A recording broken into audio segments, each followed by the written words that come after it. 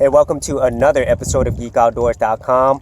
Now, Microsoft just announced their upcoming Chromebook competitors. This will be called Windows 10S. Not sure what the S stands for yet, but this is something that was expected because although Chromebooks are not really high selling when it comes to the consumer market, they are definitely encroaching in on the education market where Microsoft makes a ton of money. You know, they make a lot of money in places like businesses, academia, and governments. And so this is a place where Google is slowly but surely coming in. It's not just through Chromebooks, but it's a lot of their Google services, you know. So in my personal opinion, for Chromebooks, I really don't feel like they're a good value. You know, you don't get a full operating system.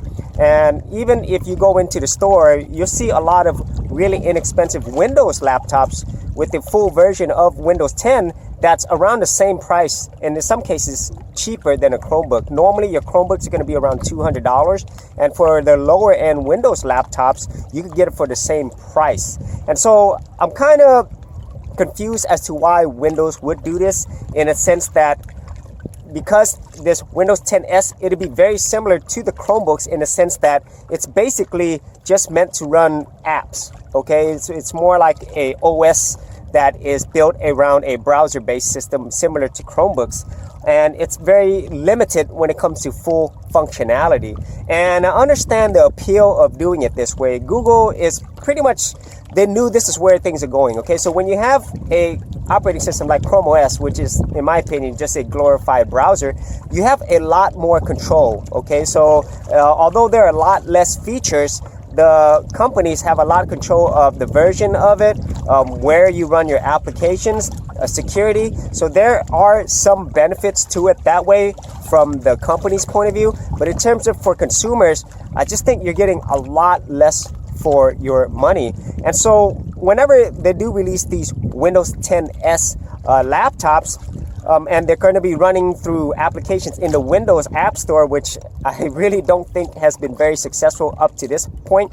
I'm not sure if people will gravitate towards that versus just getting a lower end Windows laptop, which offers a lot more functionality. Now, where they're really heading with this is in their education segment of their business, because right now Google has sold, I think, over 20 million Chromebooks to the education system, and their market share overall is about 3%, and so it is growing. And so this is really targeted more at the educational systems. And also Windows is offering, or Microsoft is offering, an upgrade path from Windows 10S to a full version of Windows for $50 more for these institutions. And so it's going to be interesting to see how education systems accept this. And I think from a consumer point of view, it's going to be more interesting to see how it performs in the retail stores, because I don't think they're going to perform well, because once again, I don't think the value proposition is there.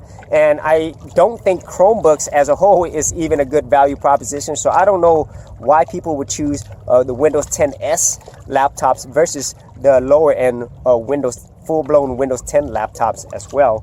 So let me know your thoughts on this. You know, it's something that it's not surprising, but at the same time, I'm not really sure why somebody would want to purchase this. So if you had any thoughts on this, or even the upcoming Surface laptops, which I think they're already advertising, leave them in the comments area below. And as always, if you did get a lot of value out of these videos, leave a like and subscribe.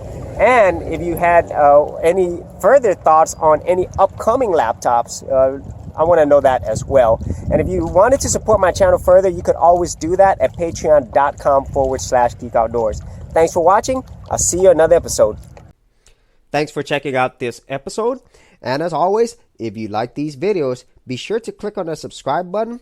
And for full written content, audio content, and additional geek stuff, head over to geekoutdoors.com, and I'll see you outdoors on the very next episode.